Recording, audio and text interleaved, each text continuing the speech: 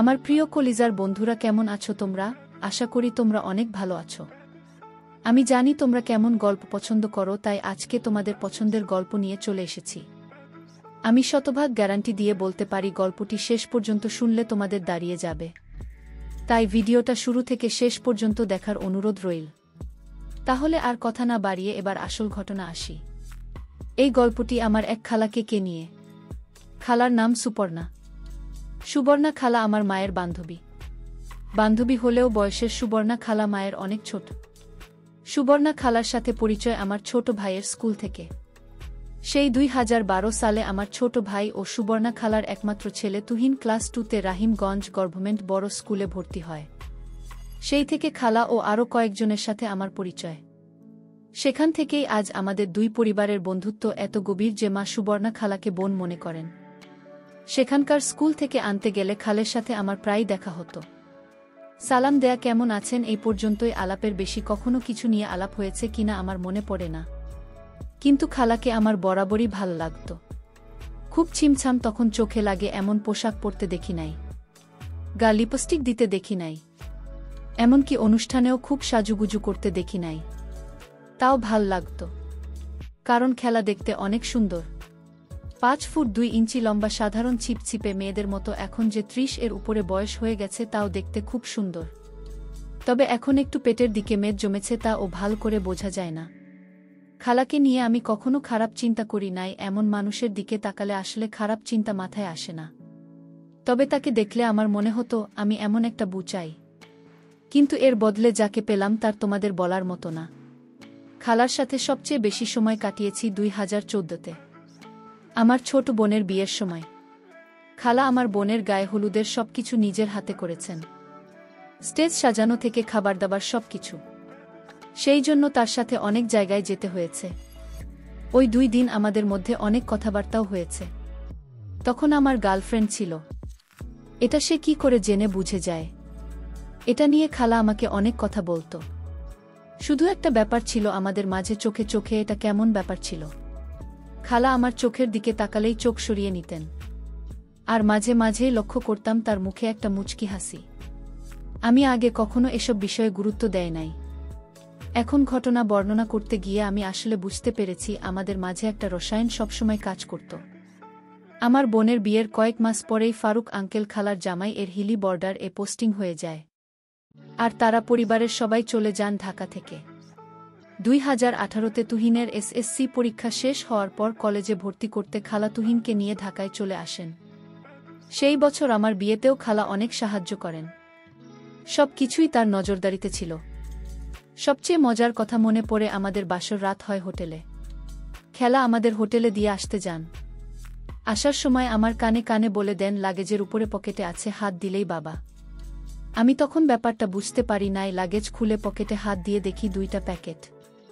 তারপর আমার ছাড়াছাড়ির পরে খালার সাথে অনেক বারো কথা হয়। মেয়েদের মন মানসিকতা কেমন হয়, কখন কি করতে হয় তা বোঝানোর চেষ্টা করতেন। সে সময় মানসিকভাবে আমি তার উপর অনেকটাই নির্ভরশীল হয়ে যায়। খালার সাথে আমাদের দাম্পত্য সমস্যা নিয়ে অনেক আলোচনা করি। মা অনেকটাই আশ্বস্ত বোধ করত খালার সাথে আমার এসব শেয়ার করার বিষয়। কারণ মা খালার কাছ থেকে জানতে পারত আমার মনের অবস্থা। আমি ছাড়াছাড়ির পর অনেক মেয়ের সাথে অনলাইনে কথা, বাইরে দেখা করতাম। এটা অনেক অংশ জানতেন। উনি অনেক বারণা করেছেন এসব থেকে যেন দূরে থাকি। এদের মাঝে খালার অন্য এক বান্ধবীর বোনও ছিল, যার সাথে আমি কয়েকবার করি।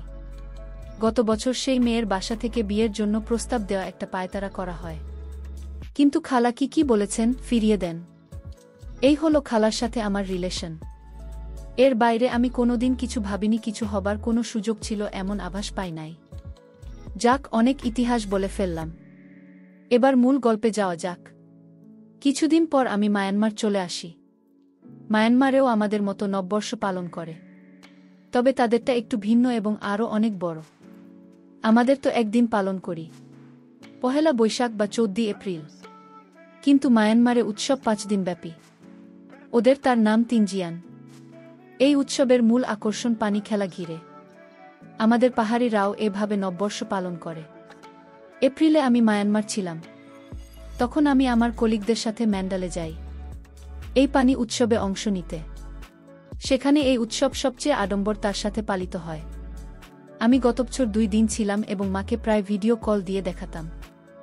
একদিন খেলা আমাদের বাসায় আসে। তখন মা ভিডিও কল করে বলে, না ও সুবর্ণা, খেলা দেখতে চাই তোমাদের উৎসব। তাকে অনেকক্ষণ ঘুরে ঘুরে দেখাই। তখন খেলা বলে যে আগামী বছর আমরাও যাব। আমি বললাম অবশ্যই, যদি সুযোগ হয় অবশ্যই আসবেন। এরপর জুন মাসে আমার ডিভোর্সের ফর্মালিটি সম্পন্ন হয়। তখনও খালা আমাকে দেনমোহরের টাকা পরিশোধের জন্য ধার দিয়ে সাহায্য করেন। সব মিলিয়ে খেলার প্রতি আমার কৃতজ্ঞতার শেষ নেই। গত বছর ফেব্রুয়ারির শেষ দিকে প্রায় 6 মাস পর আমি বাংলাদেশে যাই। একদিন সন্ধ্যায় অফিস থেকে বাসায় এসে দেখি খালা এসেছেন। আমাকে দেখে খুব মিষ্টি করে একটা হাসি দিয়ে বলেন, কেমন আছ সাব্বির? ভালো আছি খালা, আপনি কেমন আছেন? ভালো কি করে থাকি বল, তুই মালয়েশিয়া চলে গেল পড়াশোনা করতে, আর তোমার আঙ্কেল ও তার কাজে ঢাকার বাইরে থাকে।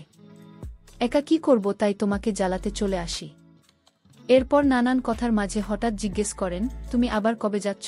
মার্চের 17 তারিখ। তাহলে তো নববর্ষের সময় সেখানে থাকবে। জি খালা। খালার সাথে সাথে বলে বসল, এবছর আমি যাব। তাহলে তো খুবই ভালো হয়। যাইতে হইলে এখন থেকেই ভিসা প্রসেস করতে হবে। কিন্তু সাথে সাথে আঙ্কেলকে ফোন দিল। কিন্তু আঙ্কেল বলল, তার নাকি এপ্রিলের মাঝামাঝিতে মন্ত্রণালয়ের কি কাজ আছে, সে পারবে না। খালার মুখ গোমরা হয়ে গেল।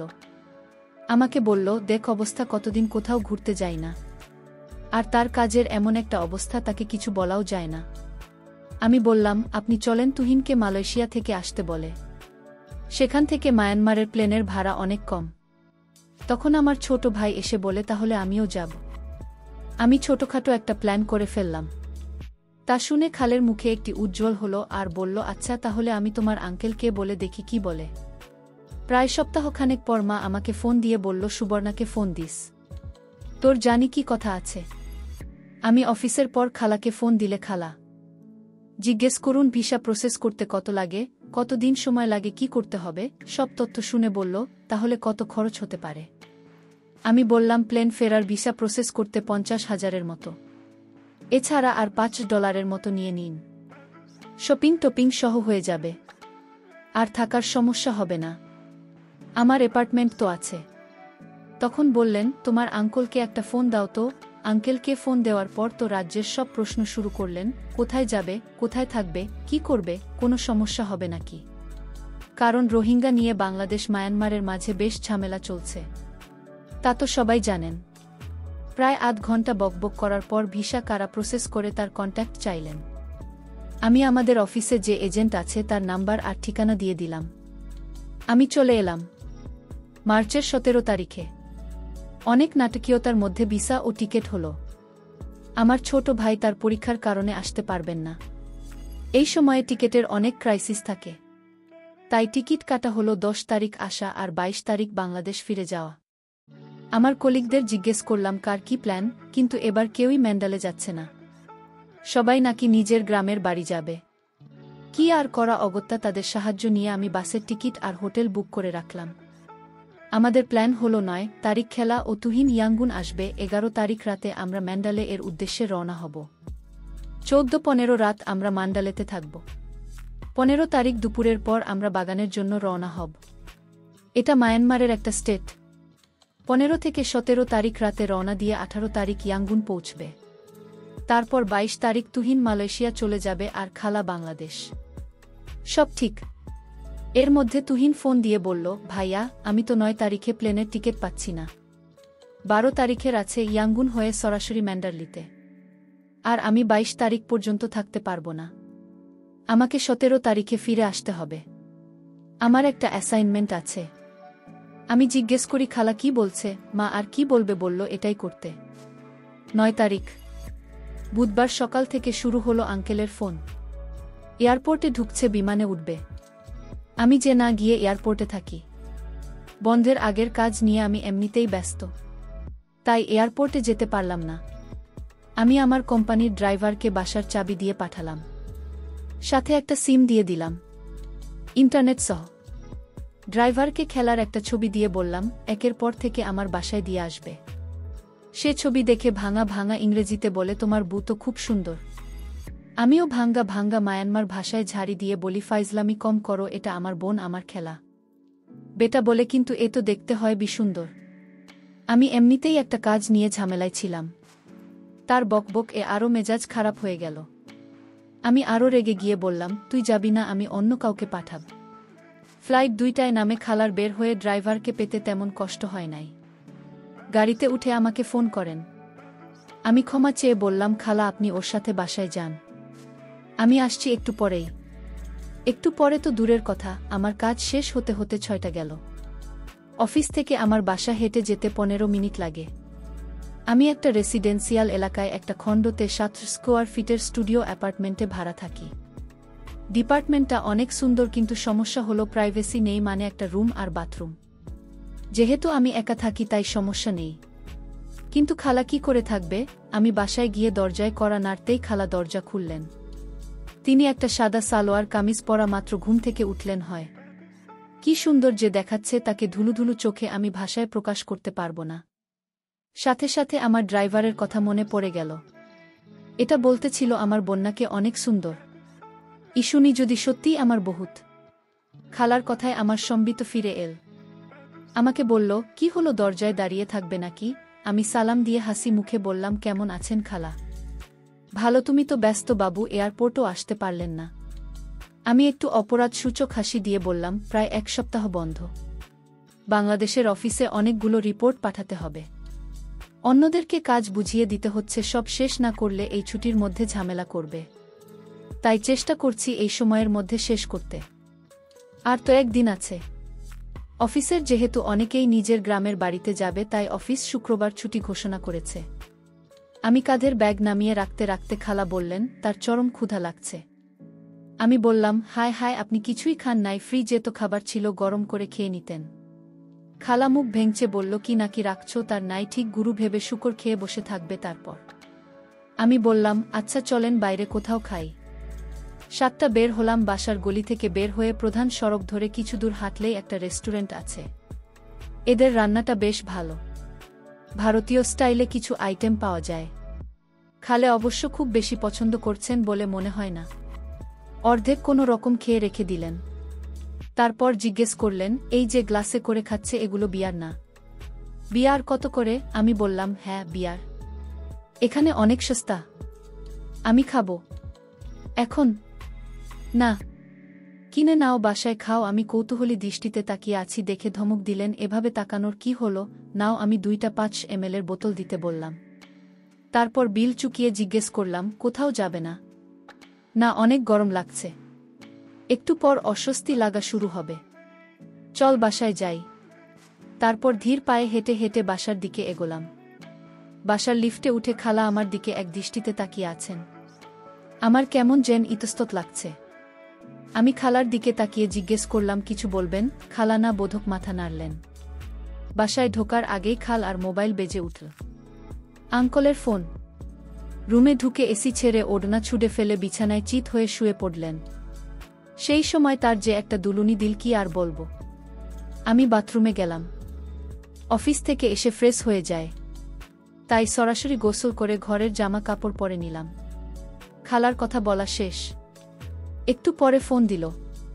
তিনি তো আমার বাসার পুঙ্খানুপুঙ্খ বিবরণ দেওয়া শুরু করলেন। ফ্রিজের পাশে রাখা বোতল দিকে ইশারায় বললেন, বলে দিব। আমি 2 হাত জোট করে বললাম না। তিনি অন্যদিকে টপিক নিয়ে গেলেন, আরও রাজ্যের কথা বললেন। তারপর আরও কয়েকজনকে ফোন করলেন। এই করতে করতে রাত 11টা বাজালেন। আমার বাসায় কোনো টিভি নেই, তাই খালার করার মতো কিছু নেই। এটা যেহেতু স্টুডিও অ্যাপার্টমেন্ট, তাই কোনো আলো নেই। আমি বারান্দা থেকে কাপড় মেলার দড়িটা এনে ঘরে বেঁধে পর্দা দেওয়ার চেষ্টা করলাম। বাধার মতো তেমন জায়গা করতে পারছি না। খেলা আমার কার্যকলাপ অনেকক্ষণ যাবৎ লক্ষ্য করছিলেন। ফোনে কথা বলতে বলতে ফোনটা রেখে উনি বললেন, আমার সামনে এত লজ্জা লাগে। আমি বললাম, কই, এই যে পর্দা টানাছ যে, আমি তো আপনার জন্য করছিলাম। আমি কি বলছি এসব করতে? রিল্যাক্স, কাঁথা গায়ে দিয়ে শুয়ে হবে, এসি তো আছেই। আমি বললাম, ওহ তাই তো। তারপর তিনি বিয়ারের বোতল হাতে নিলেন। আমি বললাম, এটা না নিয়ে করো না, এক্সট্রিম নিলে ভালো হতো। এটা অনেক মজা। তাও বোতল খুলে নিজেই গ্লাসে ঢাললেন। আমিও আমার বোতল হাতে নিলাম। তিনি একটু মুখে দিলেন। বুঝলাম ভাল লাগে নাই। জিজ্ঞেস করলাম, খেতে পারবেন? একটু তেতো কিন্তু খাওয়ার যোগ্য। এর আগে খেয়েছেন? নারী আর খাই নাই, তবে ওয়াইন খেয়েছি কয়েকবার। তিনি বেশ কিছুক্ষণ এক গ্লাস বিয়ার খাওয়ার চেষ্টা করলেন। শেষ পর্যন্ত সফল হলেন। আধা গ্লাস ও শেষ করতে পারলেন না আমি। এর মধ্যে আমার বোতল শেষ করেছি। খালা বলল, আমার বাকিটুকু খেয়ে নাও। খালা উঠে লাগেজ থেকে একটা নিয়ে বাথরুমে চলে গেলেন। আমি ল্যাপটপ খুলে ফেসবুক ঘাঁটতে লাগলাম। কিছুক্ষণ পর বের হলেন লম্বা একটা মেকি পরা। ভেতরে পড়া নাই সেটা বোঝাই যাচ্ছে। এই বয়সে তার সাপ দেখে আমি অবাক। এর আগে কখনো ওনাকে সেভাবে খেয়াল করি নাই, কিন্তু এখন দেখি আমার যেন তার প্রতি আকর্ষণ আরও বাড়িয়ে দিয়েছে। যাই হোক, এসেই তিনি বিছানার চাদরের নিচে চলে গেলেন। আমাকে জিজ্ঞেস করলেন, তুমি কই ঘুমাবে? যদিও আমার বিছানা ডাবল সাইজ ম্যাট্রেস, তাও বললাম, এই যে পার্টি, আর তো সেখানে শুয়ে পড়ব। খালা কিছু বলতে গিয়েও বললেন না। কিছুক্ষণ পর জিজ্ঞেস করলেন, কয় উঠ? 8টার দিকে উঠলেই হয়। অফিস তো 9টা থেকে। ও আচ্ছা। তিনি এবার তার ফোনের দিকে মনোযোগ দিলেন। আমি বেশ কিছুক্ষণ তার দিকে এক পলকে তাকিয়ে রইলাম। মাথাভর্তি একঝাঁক চুল, এর মাঝে গোলমুখটা লাইটের আলোতে খুবই সুন্দর লাগছে। চোখের দুই পাশে বয়সের একটি ছাপ দেখা গেলে মুখের উজ্জ্বলতা কমে নাই। খালা মোবাইল দেখতে দেখতে বললেন, কি বাবা, কিছু বলবা? আমি বললাম, না খালা, আপনি এখনো অনেক সুন্দর, সেটাই দেখছি। তিনি চোখ উঠিয়ে বললেন, তাই নাকি? আমি কোথায় যেন কৌতুকে পড়েছিলাম, বিয়ার গেলে নাকি বুড়ি কিছুরই মনে হয়। আমি তার কথা শুনে জোরে হেসে উঠলাম। খালা ও আমার সাথে অনেকক্ষণ হাসলেন। যাই হোক, আমি উঠে বিছানা করলাম। ঘড়িতে তখন 12টার কাছাকাছি হবে। তিনি জিজ্ঞেস করলেন, ঋতুর সাথে তোমার যোগাযোগ হয়েছে? ঋতু আমার আগের গার্লফ্রেন্ড। না, কোনো যোগাযোগ হয়নি। আচ্ছা, ঘুমিয়ে পড়। সিগারেট খেতে ইচ্ছা করছিল, কিন্তু সাহস হলো না। খেলা ফ্রেন্ডলি আচরণ করছেন, তাই বলে অসম্মান দেখানো উচিত হবে না। অগত্যা ঘুমানোর চেষ্টা করলাম। সকালে উঠে দেখি আমার মধ্যমুখী হয়ে আছে। বিছানায় খালা নেই। ঘড়িতে 8টা 10টা বাজে দেখে লাফ দিয়ে উঠলাম। বাথরুমে যাওয়ার সময় দেখলাম মেকি পরে চুলার সামনে কি যেন করছেন। আমি বাথরুমে ফ্রেশ হয়ে ড্রেসিং রুমে এসে দেখি আমার অফিসের পরে যাওয়ার মতো শার্ট প্যান্ট নেই। ও তো তারপরে বের হলাম। খাড়া উঁচু হয়ে বিছানা গোছাচ্ছিলেন। পিছন থেকে তাকে বেশ ভালোই বোঝা যাচ্ছে। আমি আলমারি থেকে প্যান্ট শার্ট নিয়ে ড্রেসিং রুমে যাওয়ার সময় খালার সাথে চোখে চোখ পড়তেই অন্যদিকে সরিয়ে নিলেন আর মুখে একটা মুচকি দিল। আমি পোশাক পরে বের হয়ে দেখি বেশ আয়োজন করেই নাস্তা তৈরি করেছেন। আমি নাস্তা করছি, খালের মুখে এখনও সেই দুষ্টু হাসি। তিনি মোবাইলে কি যেন দেখছেন আর মিটমিট করে হাসছে। আমি জিজ্ঞেস করলাম, কি দেখছেন? উনি স্ক্রিনটা ঘোরাতেই আমার কান দিয়ে ধোঁয়া বের হতে শুরু করল। আমার মধ্যমুখী রাতের সেই ছবি। খালা তো হেসে কুটি কুটি অবস্থা। জিজ্ঞেস করলেন, এই জন্যই পর্দাটা নিতে চাইছিলাম। আমি কি বলবো তাই তো ভেবে পাচ্ছি না। খালা আমার সাথে এমন মজা করবেন তা আমি স্বপ্নেও ভাবি নাই। আমার অফিসের জন্য দেরি হচ্ছিল, তাই আর কথা না বাড়িয়ে কোনোরকমে নাস্তা করে বের হব। তখন খালা বললেন, আমার কিছু জিনিসপত্র কিনতে হবে, কই যাব? বললাম, আমি বিকেলে তাড়াতাড়ি চলে আসবি, তারপর নিয়ে যাব। তাও বললাম, গুগল করলেই সব লোকেশন পেয়ে যাবেন। আর গ্রাবি সফটওয়্যারটা ডাউনলোড করে রেজিস্ট্রেশন করে দিলাম, যে ট্যাক্সি ডেকে কোথাও যেতে পারেন। সারাদিন খুব ব্যস্ত গেল। দুপুরে খাওয়ার সময় খালাকে ফোন দিলাম খাওয়া দাওয়ার খবর জানতে। বললেন, তিনি মুরগি রান্না করেছেন আর আলু ভর্তা ডাল রান্না করেছেন। 4টার দিকে অফিস ছুটি হয়ে গেল। আমি সব কাজ ঠিকমত শেষ করে বাসায় যেতে 4:30টার মতো বাজল। বাসায় গিয়ে নক করে অনেকক্ষণ দাঁড়িয়ে রইলাম। খোলা দরজা খুললেন। তাড়াহুড়ো করে যে জামা পরেছেন সেটা কাঁধের কাছে ভাঁজ হয়ে থাকা দেখেই বোঝা যাচ্ছে। ঘরে ঢুকতেই খালা বলল, আমার কাপড়গুলো দেখো তো, এগুলো ঠিক আছে নাকি, না আর কিছু লাগবে? আমি তার লাগেজের সামনে গিয়ে একটু ইতস্তত করতে লাগলাম। উপর এইসব ছোট কাপড় হাত দেব কি দেব ভাবছি। খালা লক্ষ্য করলেন আর ওগুলো হাতে নিয়ে সরে গেলেন। আমি বললাম, এগুলো ঠিকই আছে, তাও 2-1টা হালকা টপল স্কার্ট কিনে নিলে ভালো, সাথে পানি খেলার জন্য লেগিংস বা এই জাতীয় কিছু। আমি তাড়া দিলাম, ছুটি শুরু হয়ে গেছে। আমরা তাড়াতাড়ি বের হই, নইলে মার্কেট বন্ধ হয়ে যাবে। আমরা 5:30-এর দিকে বের হলাম। বাইরে ভয়ঙ্কর গরম। আমরা বাসা থেকে একটু দূরে একটা শপিং মলে গেলাম, ঘুরে ঘুরে sandal, skirt, tops, skirt, clip, আরও কত কিছু যে কিনা তারা শেষ নেই। এর মাঝে তো আঙ্কেল অনবরত কল দিয়ে যাচ্ছে। আমার সাথেও কয়েকবার কথা বললেন। বিশাল শপিং মলে খালাস সব দোকান ঘুরতে ঘুরতে একটা দোকানের সামনে হঠাৎ থেমে গেলেন। আমি ঠিক খেয়াল করি না। কিছু দূর যাওয়ার পর দেখি খালা পাশে নেই। মার্কেট বন্ধ হওয়ার সময় হয়ে গেছে, তাই তারা দিতে আমি একটু আগে যাইতে দেখি খালা একটা দোকানের সামনে দাঁড়ানো। আমি ডাকতে আমার দিকে হেঁটে আসতে লাগলেন। আমি জিজ্ঞেস করলাম, আর কিছু লাগবে? বলল, এভাবে কিনতে থাকে পুরো মার্কেট কেনা হয়ে যাবে। যা দরকার ছিল কেন হয়ে গেছে, চলো চলে যাই। তো আমরা সেই পথেই হেঁটে যাচ্ছিলাম। যে দোকানের সামনে খাড়া দাঁড়িয়েছিল সেটা লক্ষ্য করলাম। এটা একটা লন্ড্রির দোকান, আর দোলে পরানো একটা ডিজাইনার লঞ্চের দেখছিলেন। একটা ছোট কাপড়, খুবই সুন্দর পিঙ্ক, এর মাঝে লাল ডিজাইন। আমি আর তেমন কিছু ভাবলাম না। বাসায় আসতে আসতে অনেক কথা হলো। কি করব, কোথায় যাচ্ছি, কেমন হবে এসব নিয়ে, আর রাস্তাঘাট, মানুষ কেমন, কোথায় কি পাওয়া যায় তা দেখাতে থাকলাম। অনেক জাম্পার করে বাসায় আসতে আসতে রাত 9টা বেজে গেল। আসার সময় কিছু খাবার দাবারও নিয়ে নিলাম। এসেই তিনি শপিংয়ের সব কিছু নিয়ে বসলেন। আমি ফ্রেশ হইলাম। তারপর খাবার গরম করে দুজনে খেয়ে নিলাম। খাইতে খাইতে খালা বললেন, আমি ফ্রিজের কোনায় রাখা বোতল থেকে অল্প একটু পানি খাচ্ছি। আমি জানতে চাইলাম কেমন লেগেছে। বিহার থেকে ভালো। ভেবেছিলাম অনেক করা হবে, তেমন না। তুমি প্রতিদিন খাও? খুব বেশি খাই না। এই বোতল কিনেছি 3 দিন আগে, তা অন্তত অর্ধেক আছে। 3 দিনে অর্ধেক খেয়ে ফেলছে। বলছো বেশি খাও না? আমি তো একা খাই নাই। তাহলে বন্ধুরা আসে? বন্ধুরা, বান্ধবী। খালার তখন খাওয়া শেষ, রান্নাঘরে প্লেট ধরছেন। আমি একটু হকচকিয়ে গেলাম। সমস্যা নেই বলতে পারেন, আমি কাউকে বলবো না। আরে না, আমার কোনো বান্ধবী নেই। উনি দুম করে একটা ছোট কাপড় হাতে আমার সামনে এসে দাঁড়ালেন। বললেন, এটা তুমি পর। আর তোমার কাবার্ডে মেয়েদের পোশাক কিসের তোমার? আর তো কিছু বলার নেই। যা ধরা খাওয়ার অনেক আগেই খেয়ে গেছি। উপায় না পেয়ে সত্য কথা বলে দিলাম। মেয়ে বান্ধবী আমার বাসায় প্রায় থাকতে আসে। সে আজ তার গ্রামের বাড়িতে যাবে ছুটি কাটাতে। আপনি আসবেন বলে সে থাকে নাই। বান্ধবী না গার্লফ্রেন্ড। গার্লফ্রেন্ড না, ফ্রেন্ড উইথ বেনিফিট বলতে পারেন।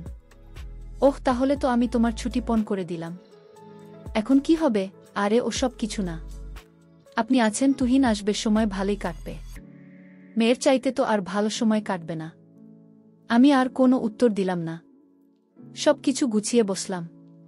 খালা কাপড় চোপড়, তার বড় লাগেজ গোছাচ্ছেন দেখে বললাম, খালা, আপনি এত বড় লাগেজ না নিয়েই আমার ছোটটা নিয়ে। এত বড় লাগবে না। ভালো কথা বলেছ, আর এটা নিয়ে চলাফেরা করতেও সমস্যা হবে। তবে তোমার জামাকাপড় কি করবে? আমার কাঁধের ব্যাগে হয়ে যাবে। খালাকে জিজ্ঞেস করলাম, আরও খাবেন? উনি হ্যাঁ সূচক মাথা নাড়লেন। আমি ডাবল ব্ল্যাকের বোতলটা সামনে আনলাম। 2টা গ্লাস আনলাম, বাদাম নিয়ে বসলাম। খালা বলল, বেশ, আয়োজন তো সব রেডি থাকে। আমি বললাম, মোটামুটি। এর মাঝে আবার আঙ্কেলের ফোন খোলা, বিরক্ত হয়ে ফোন ধরল। 34 মিনিট কথা বললেন। তারপর আমি এটা এখন ঘুমাতে যাব কি বলে ফোন রেখে দিলেন। ততক্ষণে আমার গ্লাস রেডি করা হয়ে গেছে। ফোন রেখে গ্লাস হাতে নিয়ে একবারে 1 গ্লাস বড খেয়ে ফেললেন। আর মুখ এমন এক ভঙ্গি করলেন যে রাজ্যের বাজে জিনিস। তার পরক্ষণেই মুখ ঠিক করে বললেন, এখন তো আরও ভাল লাগছে। কি মিশিয়েছে? আমি বললাম, জিঞ্জার এল। এটা দিয়ে খেতে দারুণ। এই হলো বিপত্তি। তিনি গতি মেরে দিলেন। আমি একটু শঙ্কিত হলাম। কিছুক্ষণ পরে বললেন, সিগারেট দাও। আমি বললাম, খালা, আপনি কি এসব প্ল্যান করে এসেছেন? উনি বললেন, না, আজকে প্ল্যান করেছি। আমি আরেক দিতে দিতে বললাম, আপনি কখনো একা কোথাও বেড়াতে যান নাই না? উনি সিগারেট ধরালেন আর ওড়নাটা ছুঁড়ে ফেলে দিয়ে দেওয়ালে বালিশ রেখে হেলান দিয়ে বললেন, ক্ষণ আগে। এটাই আমার একা মানে তোমার আঙ্কেল ছাড়া একমাত্র ট্রিপ। আমি আর কিছু বললাম না। উনি সিগারেট খাচ্ছেন, দৃশ্যটা দেখে আমার ঋতুর কথা মনে পড়ে গেল। ইতু ঠিক এভাবেই সিগারেট খেত। উনি যে সিগারেট খাচ্ছিল তা না, সে জাস্ট ধোঁয়া টান দিয়ে ছেড়ে দিচ্ছেন। এরপর একটা বড় টান দিতে গিয়ে ধোঁয়া গলায় চলে যায়। আর কাশতে কাশতে অবস্থা খারাপ। বললেন, এই জঘন্য জিনিস খায় কি করে লোকজন? তারপর নিজে থেকেই বিট বিট করে বলছেন, ঢাকায় একা থাকতে থাকতে আমি বোর হয়ে গিয়েছি। এত বোর হয়ে গিয়েছি যে সেটা অনেক সময় বুঝতে পারি না। গতকাল যখন এয়ারপোর্ট থেকে এখানে আসছিলাম তখন চারিদিকে নতুন সব কিছু দেখে ভাবছিলাম, এটাই হয়তো আমার শেষ একা কোথাও যাওয়া। তাই ভাবছি মুক্তির স্বাদটা ভালোমতো পেতে চাই। তারপর যে কত কিছু বললেন আমি শুধু শুনেই গেলাম। এগুলো লিখতে গেলে আরও কয়েক পর্ব লাগবে। প্রায় ঘণ্টাখানেক বকবক করলেন। তারপর আমার পাশে বসে আমার হেলান দিয়ে শুয়ে পড়লেন। সে যে বেশ মাতাল হয়ে গেছে সেটা ভালোই বোঝা যাচ্ছে। অনেকক্ষণ এভাবে বসে থেকে বললেন, আমি টয়লেটে যাব। আমি বললাম, একা পারবেন না, আমাকে একটু ধর। আমি তাকে নিয়ে টয়লেটে বসিয়ে দিলাম। বের হয়ে আসুন। এমন সময় বললেন, ঈশিতা, প্যাচ লেগে গেল। আমার দিকে তাকিয়ে বললেন, খুলছে না। আমি তার পিতা খুলে দিতে গিয়ে নিজেই বিপত্তিতে পড়লাম। টানাটানিতে একদম শক্তভাবে আটকে গেছে। আমি তখন কাছে মুখ নিয়ে দাঁত দিয়ে গিট খুলতে গেলাম। আমি কিছুক্ষণ চেষ্টা করে খুলে ফেললাম গিটটা। আর লুজ হতে বের হয়ে আসো। আমি তখন বের হয়ে আসলাম আর দরজার বাইরে দাঁড়িয়ে রইলাম। ভাবতে লাগলাম, এ কি হচ্ছে আমার সাথে। প্রায় 23 মিনিট পর ভেতরে গোসলের শব্দ শুনতে পেলাম। শুনে দরজা খুলে দেখি খালে গোসল করছেন। আমাকে দেখে বললেন, সাব্বির, অনেক লাগছে। উনি রীতিমতো তুলছেন আর শূন্য দৃষ্টিতে আমার দিকে তাকিয়ে রইলেন। আমিও যেন আটকে গেলাম তার চোখে। উনি দুম করে আমার একটা বসিয়ে দিলেন। মুখ তুলে আবার দিতে লাগলেন। আমি মাথা সরিয়ে নিলাম। তিনি প্রায় পিছলে পড়ে যাচ্ছিলেন। হাত দিয়ে তাকে ধরে কোনো রকমে সামলে নিলাম। খালাকে কোনো রকমে বের করে লাগোয়া ড্রেসিং রুমের দেওয়ালে হেলান দিয়ে বসিয়ে দিলাম। কিন্তু সে দিকে লক্ষ্য করার সময় নেই। তিনি যেভাবে চলছেন, সামনে গ্লাস বোতল রাখা, সেগুলোর উপর না হুমড়ি খেয়ে পড়েন। তাই আমি ছুটে গিয়ে তাকে ধরি। আমি নিজেকে সামলে আবার খেলার দিকে মনোযোগ দিলাম। আমার শক্ত হয়ে আছে, কিন্তু উনি গভীর ঘুমে মগ্ন। কিন্তু তার মমতার কথা ভেবে আর এই 2 কদম পাচ্ছেন চল না। সিগারেটটা শেষ করে বাথরুমে গেলাম। তারপর বিছানায় শুয়ে পড়লাম। সকালে ঘুম ভাঙল 9টায়। উঠে দেখি খালা বিছানায় নেই। রান্নাঘরে খুটখুট শব্দ হচ্ছে। গতকালের মতো আজকেও আমার ছোট রুস্তম মধ্যমুখী। কিন্তু এর চাইতেও বড় ব্যাপার, এখন খালাস সামনে কি করে যাব। আমার কেমন যেন অস্বস্তি লাগছে। আমি উঠে বাথরুমে চলে গেলাম। ফ্রেশ হয়ে বের হতে ইচ্ছা করছে না। ভাবছি সারাদিন কি করে কাটবে। কিছুই করার নেই। বাংলাদেশের অফিসও বন্ধ। খালা ডাকলেন, এতক্ষণ বাথরুমে কি কর, নাস্তা ঠান্ডা হচ্ছে। বেশ স্বাভাবিক স্বরে ডাকলেন। তাল হাতে বের হলাম। খেলা একটা ফ্রক পরে আছেন। ড্রেসটা তো বেশ সুন্দর। কবে কিনলেন? গতকাল কিনেছি। কখন খেয়াল করি নাই তো। খেয়াল থাকবে কেমনে, সেই লম্বা মেয়েটার দিকে যেভাবে দেব করে তাকিয়েছিলাম। আমার কানে কেউ যেন গরম লোহা ঢেলে দিল। খালা যেন প্রতি ঘন্টায় আরও ভয়ানক হচ্ছে। আমি নাস্তা করতে বসলাম। আজকে রুটি, জামার ডিম পোচ, সাথে সসের ভাজা। খালা মাটিতে আরাম করে বসে খাচ্ছেন। জিজ্ঞেস করলেন, আজ বের হওয়া কোথাও? চুল কাটাব আর কিছু কেনাকাটা করব, এই যা। কখন বের হবে? এই তো আধা ঘন্টা পরে। কিছুক্ষণ চুপ থেকে বললেন, কালকের জন্য দুঃখিত। একটু বেশি বেশি করে ফেলছি মনে হয়। না না, আসলে আমি দুঃখিত। আমার আপনাকে এভাবে খাওয়ানো উচিত হয় নাই। আপনি তো আর লিমিট বুঝবেন না। কোনো স্বাদ বেশ ভালো ছিল, তাই খেয়ে ফেলছি। তারপর আর কিছু মনে নেই। আমি জিজ্ঞেস করলাম, কিছুই মনে নাই? উনি একটু ভীত স্বরে বললেন, আমরা কি? আর কিছু বলছেন না? আমি তার দিকে তাকিয়ে কথা শেষ করার অপেক্ষায়।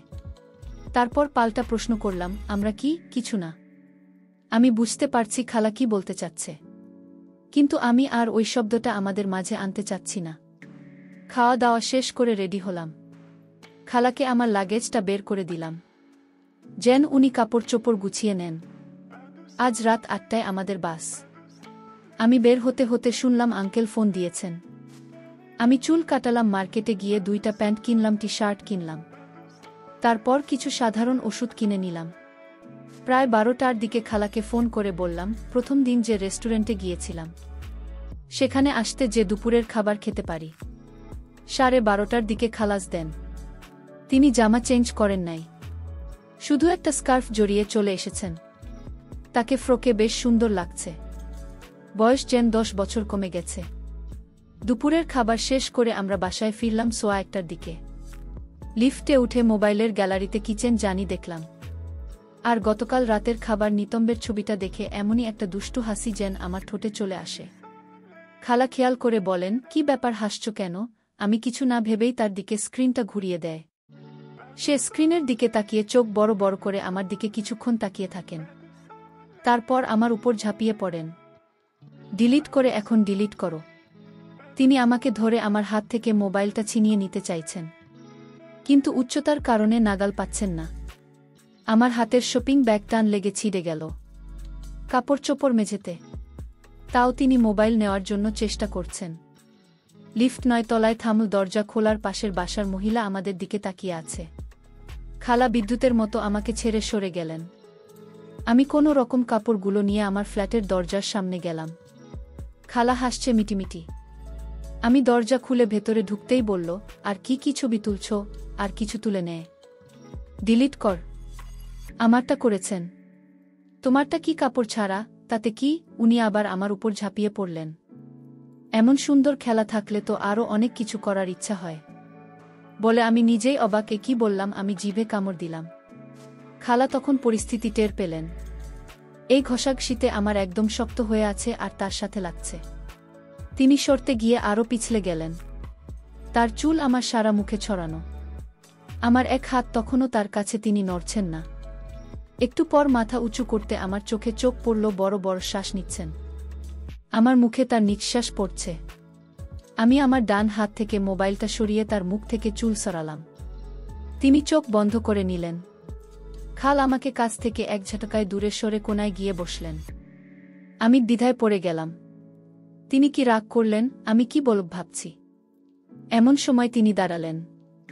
তার পরনে ফেলে দিলেন তার ছোট কাপড় ছাড়া আর কিছু নেই। ঘটনার আকস্মিকতায় আমি হতবাক। আমি তখনও এই ব্যাপারটার সাথে মনে হয় মানসিকভাবে খাপ খাওয়াতে পারছিলাম না। তাই আমি একটি হতে পারছি না। কিন্তু প্রায় মিনিট 10 পার হবার পরে খালা আমাকে জিজ্ঞেস করলেন, আমাকে ভাল লাগছে না? তখন আমার সম্বিত ফিরে আসল, আরে আমি তো কিছুই করছি না। তখন আমি বললাম, এত সুন্দর আপনি, আর আপনাকে ভাল লাগবে না? মনে হচ্ছে অনন্তকাল জেন পাড়ি দিয়ে ফেলেছি, কিন্তু ঘড়িতে তাকিয়ে দেখি 15 মিনিটও হয়নি। খালা কোনো কথা না বলে চলে গেলেন। হেঁটে যাওয়ার সময় তার দেখে আমার জেন আরেকবার নেচে উঠল। আমি ওই অবস্থাতেই রইলাম। প্রায় 5 মিনিট পর বের হলেন, কোনো কথা বললেন না। 2 জন নিশ্চুপ। খালা নীরবতা ভাঙলেন।